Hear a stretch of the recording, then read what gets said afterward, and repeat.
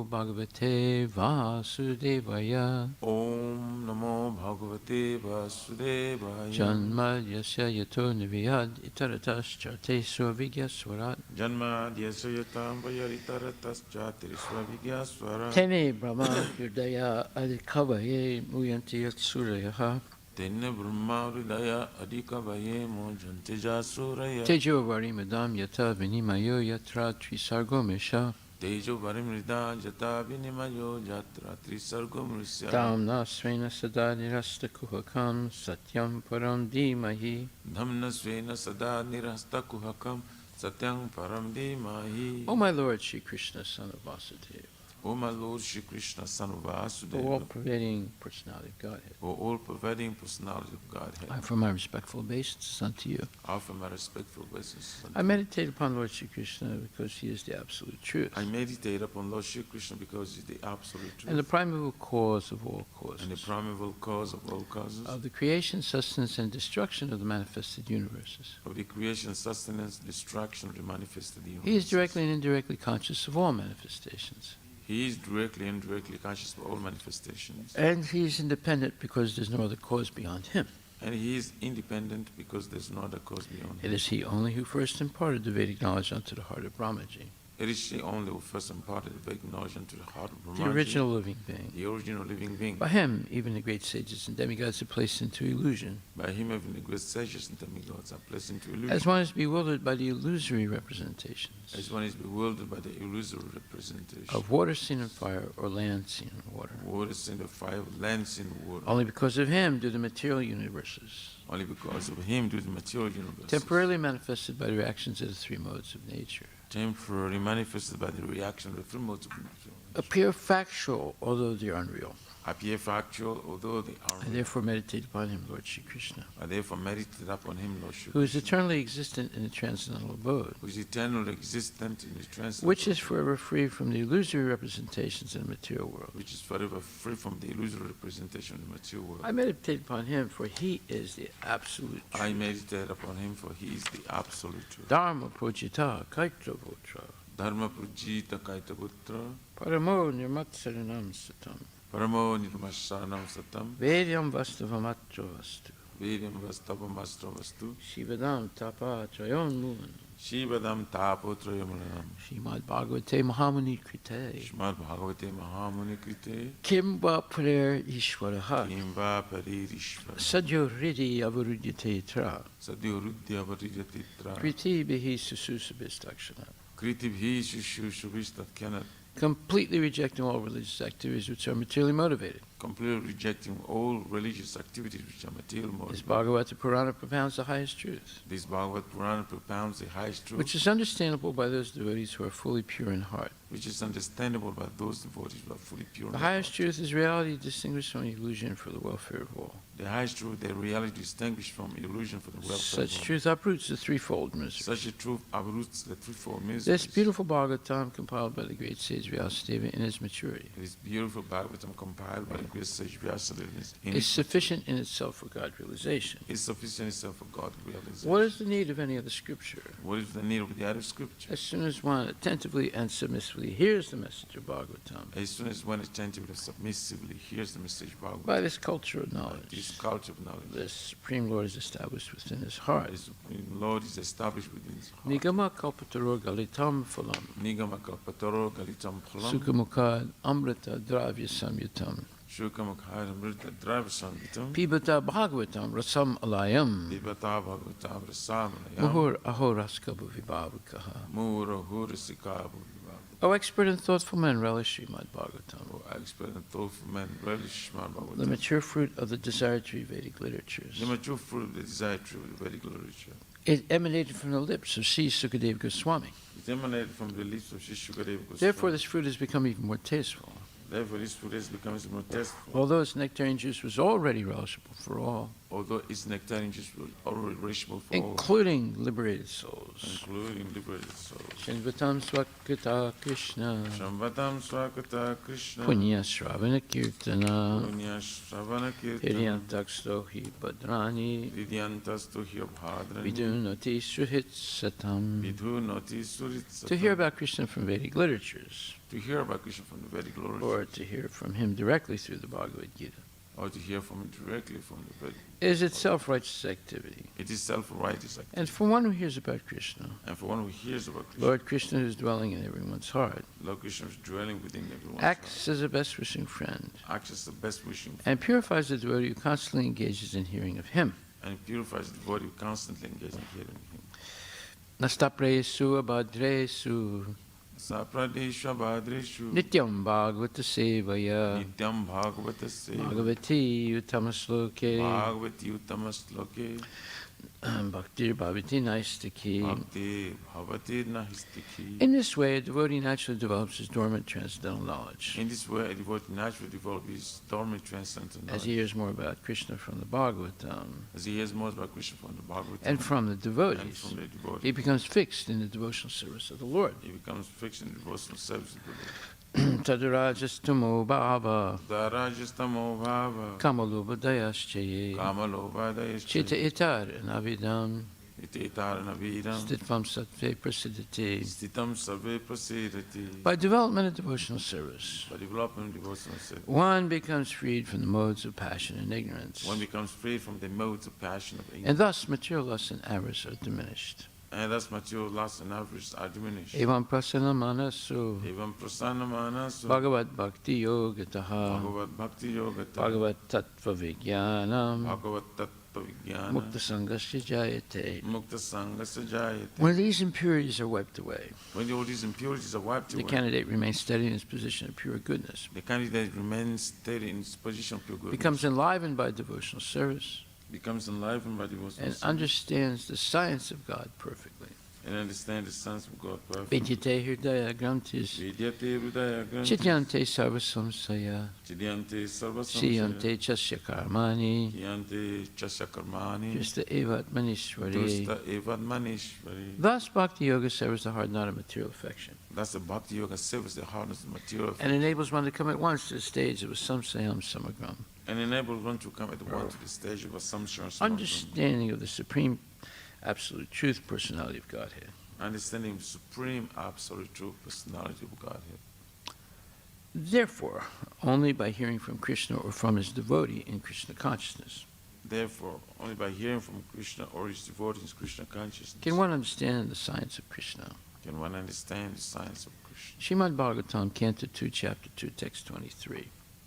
Yogeswaranam gatim ahurantar Yogeshwaranam Gatim Ahuranta bahistrilokya parvanantar atmanam Vaistrilokya Pavanantaradmanam nakarma bistam gatim apnuvanti Na karma vistam gatim abnuvanti vidya tapo yoga samwadidvajam. Vidya tapo yoga samadhi bhajan. Translation by Srila Prabhupada. The transcendentalists are concerned with the spiritual body. As such, by the strength of their devotional service, austerities, mystic power, and transcendental knowledge, their movements are unrestricted, within and beyond the material worlds. The fruit of workers, or the gross materialists, can never move in such an unrestricted manner. Purport by His Divine Grace A.C. Bhaktivedanta Swami Srila Prabhupada Ki Jai. The materialistic scientists' endeavor to reach other planets by mechanical vehicles is only a futile attempt. One can, however, reach heavenly planets by virtuous activities, but one can never expect to go beyond Swarga or Janaloka by such mechanical or materialistic activities, either gross or subtle. The transcendentalists, who have nothing to do with the gross material body, can move anywhere within or beyond the material worlds. Within the material worlds, they move in the planetary systems of the MAHARAJ'S, Tapas, and Satyaloka. And beyond the material worlds, they can move in the Vaikunthas as unrestricted spacemen. Narada Muni is one of the examples of such spacemen, and Durvasa Muni is one of such mystics.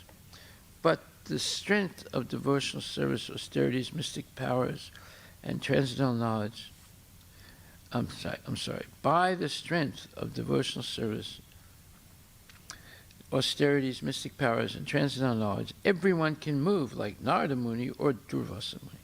It is said that Durvasa Muni traveled throughout the entirety of material space and part of the spiritual space within 1 year only.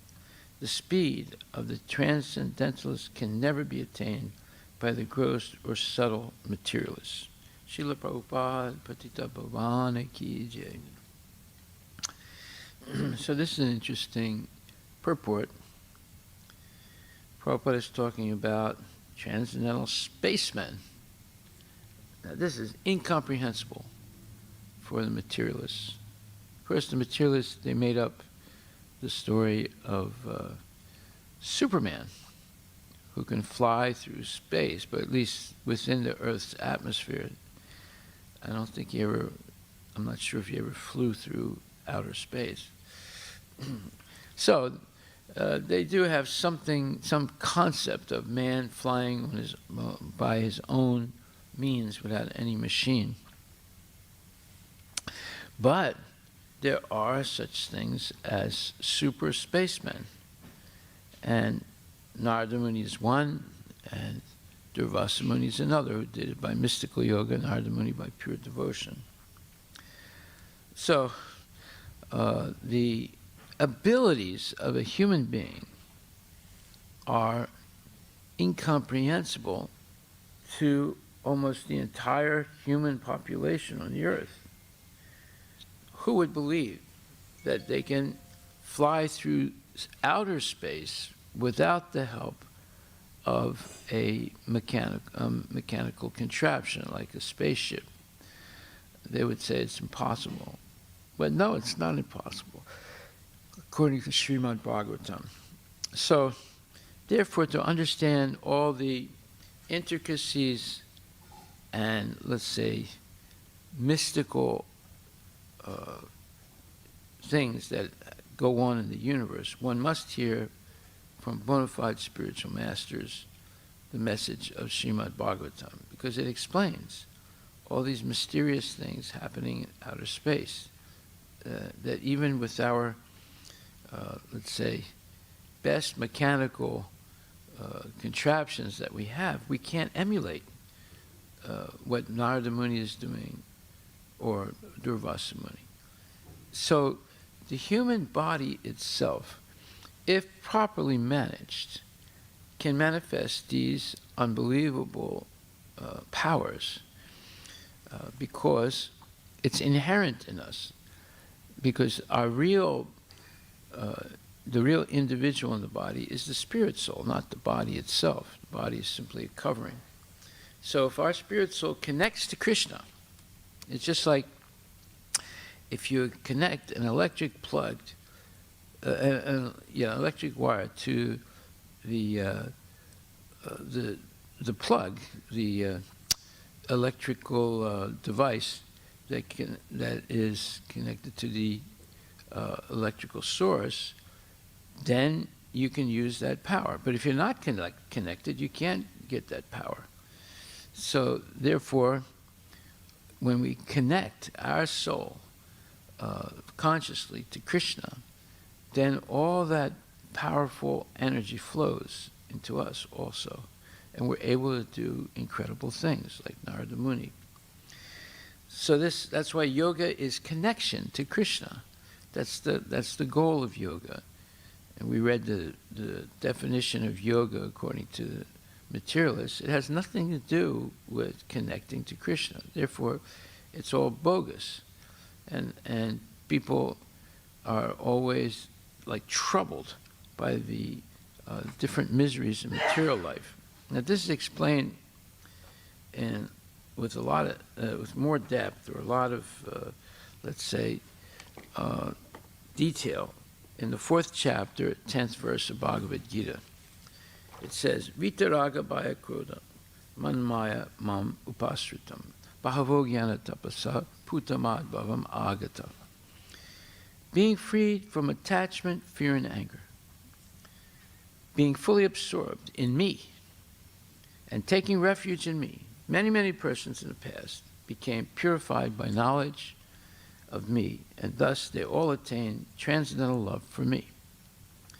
Now, this is a very important verse, 4th chapter, 10th verse. And Prabhupada explains in the purport.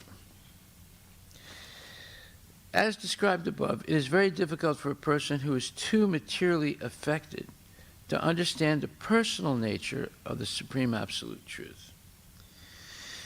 Generally, people who are attached to the bodily conception of life are so absorbed in materialism that it is almost impossible for them to understand how the Supreme can be a person.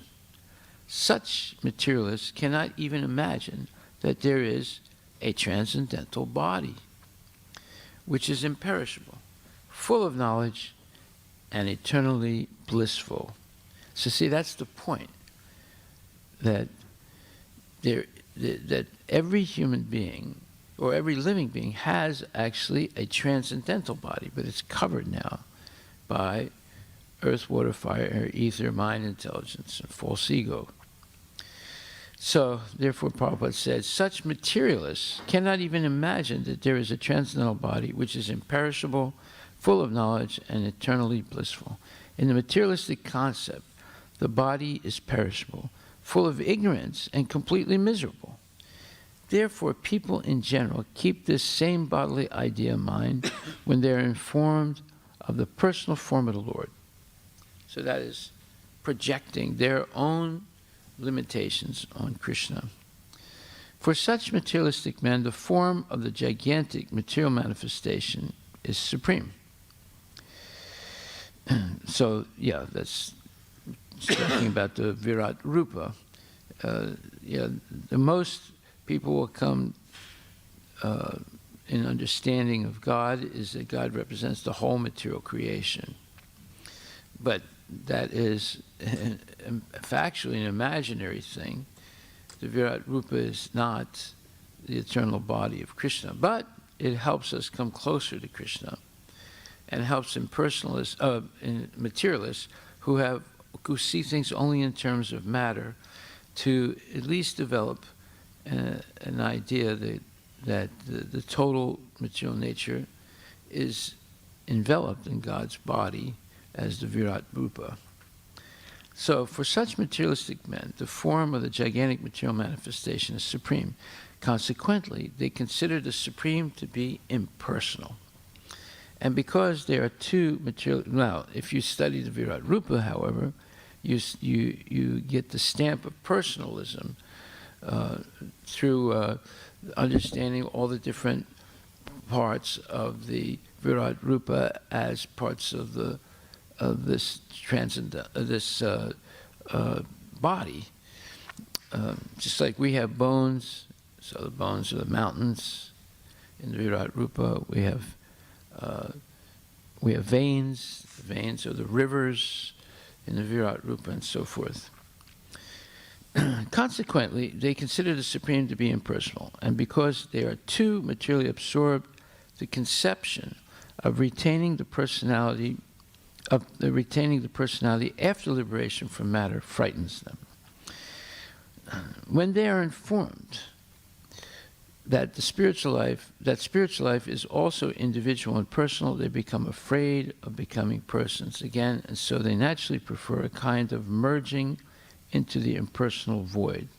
So now we see that this Vitaraga Bhaya-Krodha, this Raga Bhaya-Krodha, this attachment or fear and Krodha, anger. So this fear of having a perpetual material body which is full of misery leads them to impersonalism. It's very interesting, this purport. And so they are too materially absorbed, and thus the conception of retaining the personality after liberation from matter frightens them. When they are informed that spiritual life is also individual and personal, they become afraid of becoming persons again, and so they naturally prefer a kind of merging into the impersonal void. Generally, they compare the living entities to the bubbles of the ocean, which merge into the ocean. That is the highest perfection of spiritual existence, attainable without individual personality. This is a kind of fearful stage of life, devoid of perfect knowledge of spiritual existence. So again, Prabhupada is insisting on this fearful stage of life, fear. So that's why it says raga bhaya krodha. There's strong material attachment. Because as soon as you have material attachment, especially to the body, there's fear, because you realize how vulnerable the body is to suffering and death, how easily something could happen, like a car accident, and one person could die or be paralyzed for life. This is a kind of fearful stage of life without individual personality. Devoid of perfect knowledge of spiritual existence. Furthermore, there are many persons who cannot understand spiritual existence at all, being embarrassed by so many theories and by contradictions of various types of philosophical speculation. They become disgusted or angry and foolishly conclude that there's no supreme cause and that everything is ultimately void. So this is coming from fear. Again, they're frightened to think that they could have eternal existence in a body, and of course they identify with their material body, which is full of misery. Therefore, they're attracted more to Mayavad philosophy.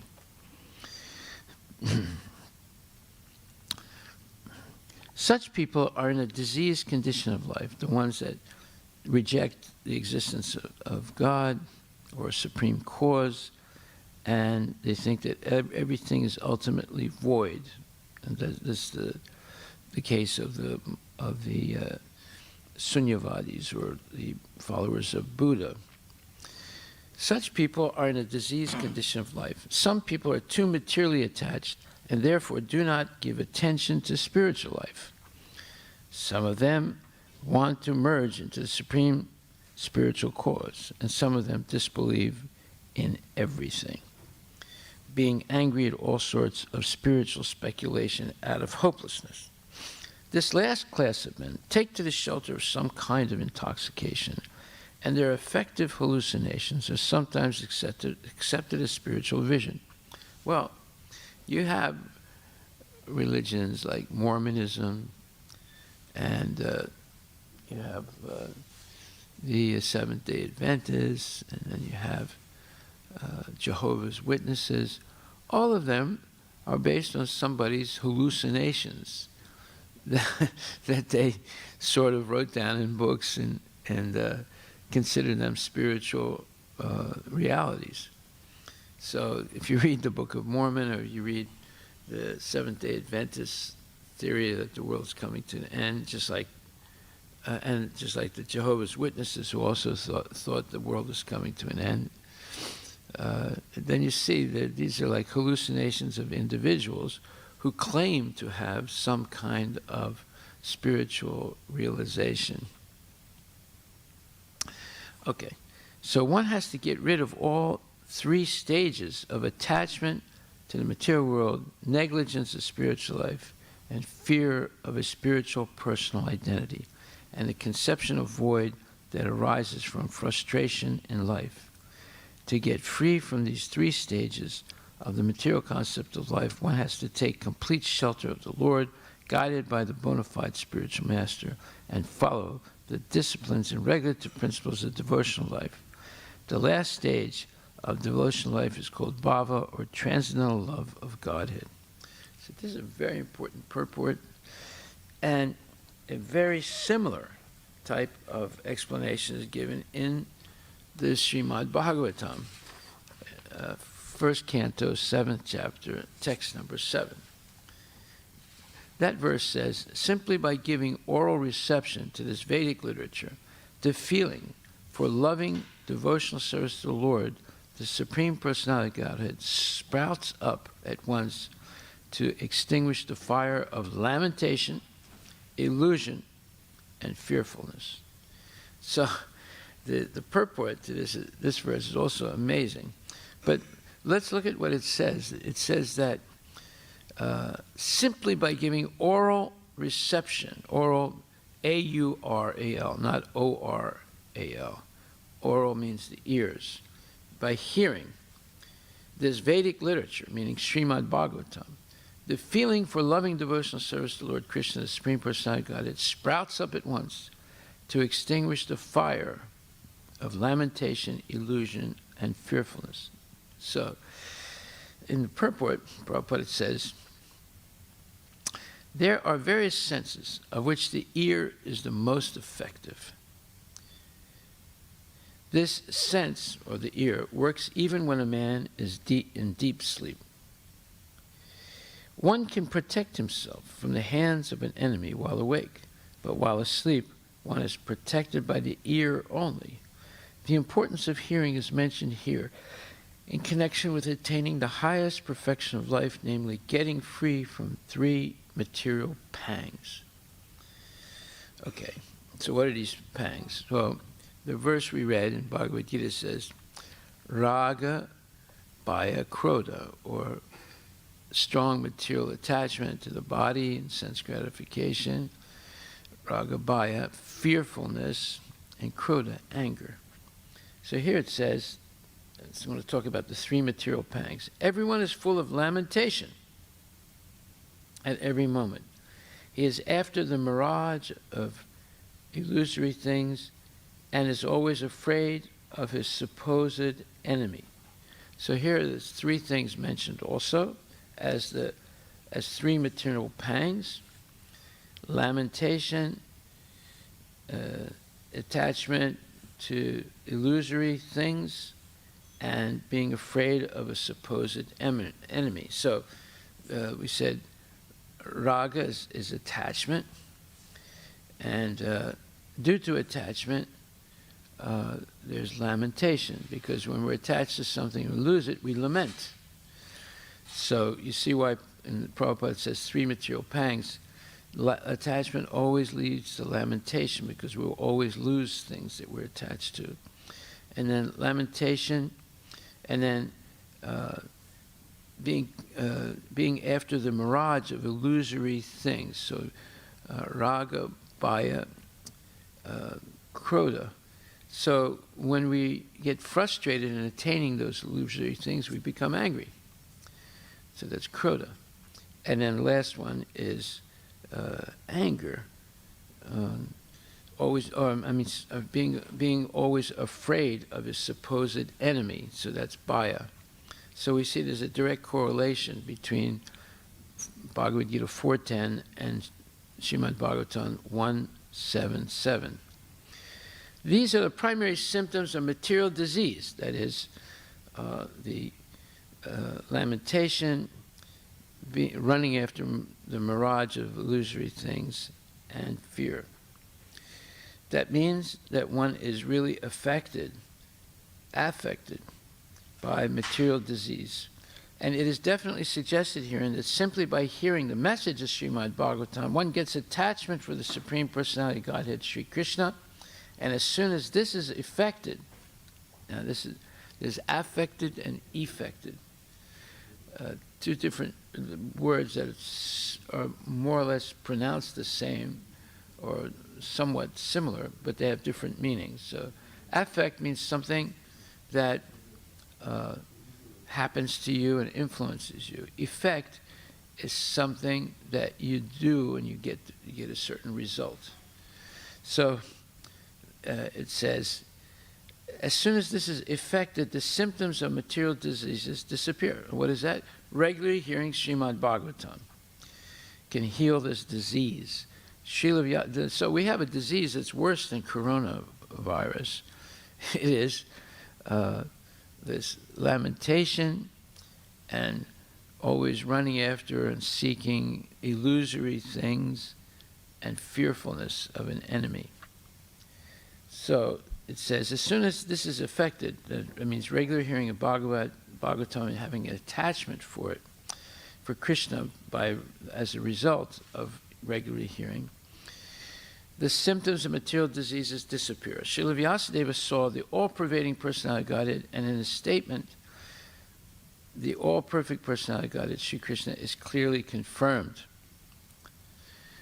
So the ultimate result of devotional service is to develop genuine love for the Supreme Personality. Love is a word which is often used in relation with man and woman. And love is the only word that can be properly used to indicate the relation between Lord Krishna and the living entities.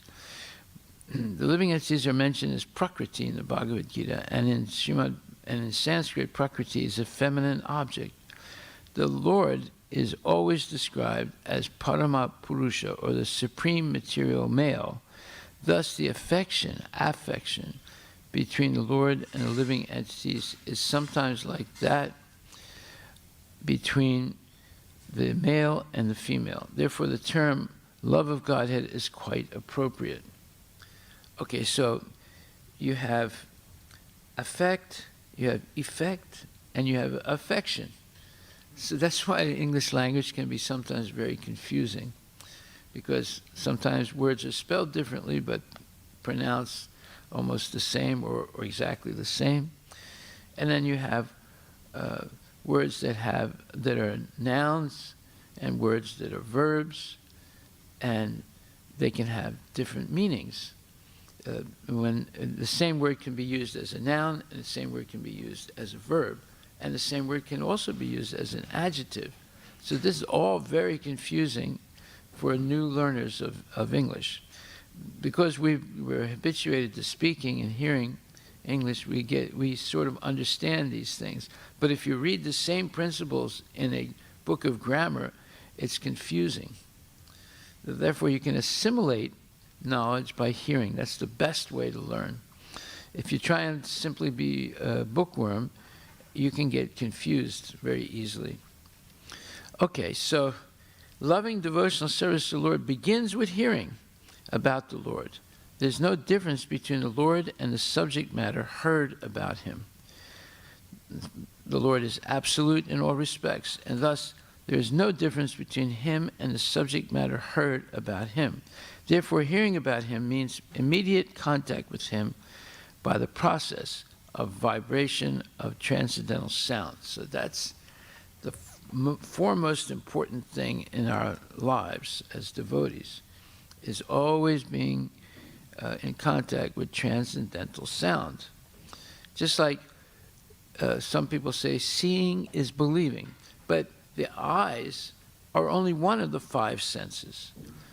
We can also receive knowledge of something by hearing about it. In fact, hearing about it is called Shruti, hearing the Vedic knowledge about Srimad Bhagvatam, which is all about Krishna. So that is the best way to see, to hear authoritative Vedic scriptures describing the real nature of things. Okay, so this ability to do miraculous things is available to everyone if we agree to hear Bhagavatam and develop a taste for it, Bhagavatam and Bhagavad Gita, and then contact bona fide spiritual masters, Sikshantik Gurus, and continue this process of hearing. That's the most important thing. Stanistata Sutikatan Tanavan Manobir. This was highly recommended by Lord Chaitanya. To stay in whatever position you're in. You can be a taxi driver, you can be a PhD, it doesn't matter.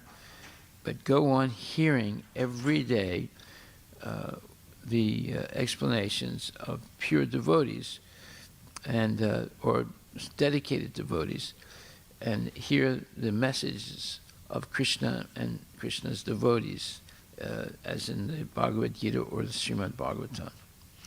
So, Prabhupada continues, he says, and transcendental sound is so effective that it acts at once by removing all material affections mentioned above. So, if we look up the word affection, you have your internet there? No. Okay. So, if we look up the word Dhananjaya, can you look up the word affection? A-F-F-E-C-T-I-O-N. It should have several meanings. So one is having affection for a person, having feelings, emotional feelings for a person.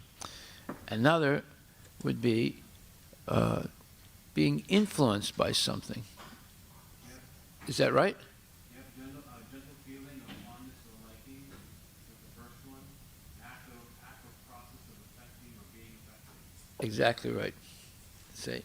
So that's why English is confusing, right?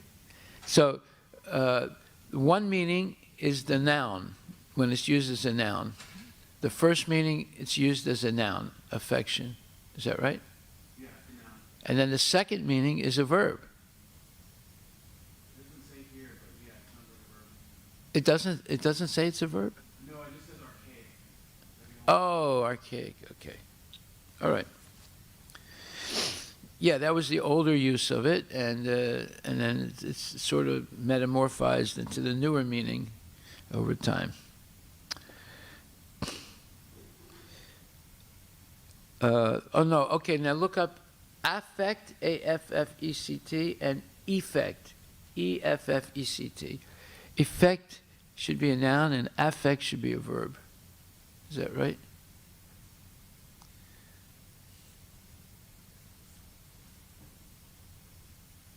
Effect is first the noun and then ends with a possible verb. The nouns include a change which results in result or consequence. So that's effect, right? It can be both noun and verb. Is that what you're saying? Or now look up affect. I think I'm not sure if it's the same as a noun and verb. Affect is just a verb. Yeah, that's the point. Yeah. Okay, so then Prabhupada says, as mentioned before, a living entity develops a sort of complexity by material association. This is an extremely important point. And the illusory engagement of the material bodies is accepted as an actual fact. Under such false complexity, the living beings under different categories of life become illusioned in different ways. So, what does Prabhupada mean by the living entity develops a sort of complexity by material association? Well, I'll give you an example. Let's say you associate with a person who's a communist. So, in his association, he'll introduce you to different concepts that you may have never heard before. Like, for example, the Hegelian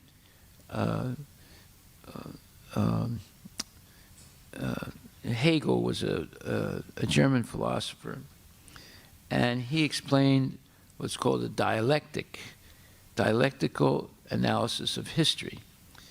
What does that mean? It means that throughout history there's always been this struggle between the bourgeoisie, the people who have money and own land, and the proletariat, the people who work for the bourgeoisie, and don't have a lot of money and are not really possessing land. Mostly they just renters.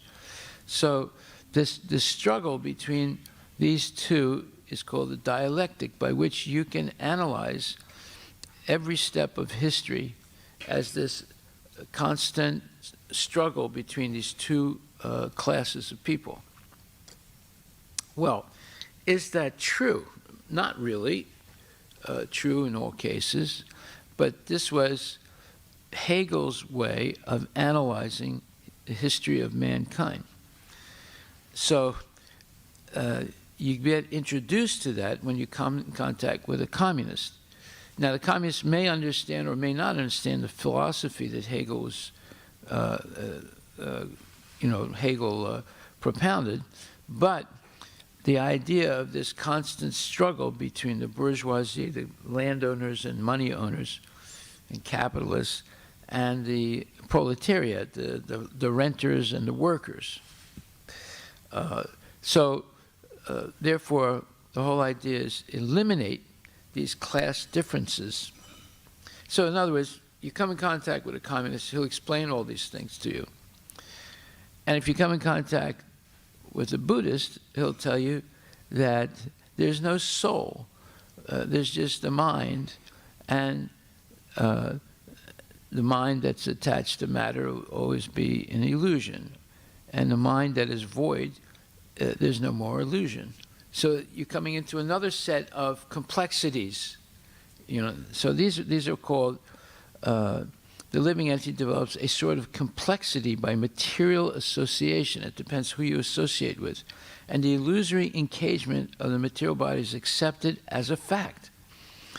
Under such false complexity, so like the atheistic communists, they'll say, you only have one life, and when you die, everything is over. And the Buddhists will say, there's only the mind, there's no soul, and sometimes the mind is not illusioned, and sometimes it's illusion. So your life is, your existence is like a wave. Sometimes you're on the top part, and sometimes you're on the bottom part. And therefore, if you reject everything, you'll be on the top part. And if you accept illusory things, you're on the bottom part. So they have their way of explaining. The communist has its way or his way of explaining. The Protestant Christian has his way of explaining. The Catholic Christian has his way of explaining.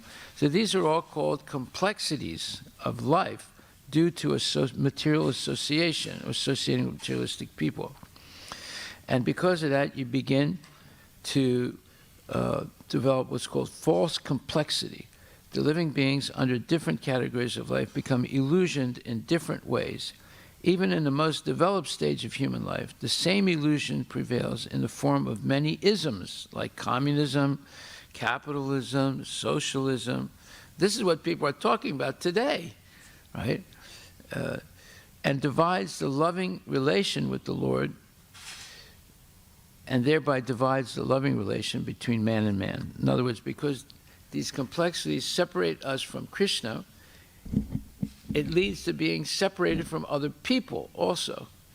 And therefore you have, you have arguments, you have hatred, you have enviousness, you have war. All this is due to these false complexities, due to associating with materialistic people. This is an amazing explanation by Prabhupada. Then he says, by hearing the subject matter of Srimad Bhagvatam, this false complexity of materialism is removed, and real peace in society begins. When politicians aspire for which politicians aspire for so eagerly in so many political situations. So the politicians always say, we want peace, we want harmony, we want everyone to get along. But yet, it doesn't happen, because they themselves are illusioned by the false sense of complexities, and therefore they're also associating with materialistic people, and therefore they never get what they actually want. The politicians want a peaceful situation between man, and nation, but at the same time, because of too much attachment for material domination, there is illusion and fearfulness. Okay. So this whole idea of the politician wanting to be dominant, always elected, always in power, just like Putin has changed the constitution of Russia to make sure that he can be in power almost up to the moment of his death, which right now, by changing the constitution, he's guaranteed that he can be the leader of Russia at least till the 2030s, the mid-2030s. And then he'll change it again to extend it if he's still alive. So you see, this material, because of this material attachment for material domination, there's illusion and fearfulness. So he's afraid of losing his position, and he's illusioned by thinking that only he can be the ruler of Russia. Therefore, the politicians' peace conferences cannot bring about peace in society. It can only be done by hearing the subject matter described in the Srimad Bhagavatam about the Supreme Personality of Godhead, Sri Krishna. So we're hearing this every day. Could you imagine the politicians of the world listening to Bhagavatam every day? It seems very, very unlikely. Could you imagine, I don't know, Dhananjay, could you imagine your mother and father listening to Bhagavatam every day, spoken by devotees? Not quite, but possible. Yeah, it's possible, but they might not do it. They most probably would not do it. You know, maybe your mother would do it. I don't know. So, therefore, all these, you know, the United Nations, all these peace endeavors, they're all failing because people are avoiding hearing a bona fide knowledge about Krishna. Okay, we'll stop right there. Thank you very much. Are there any questions?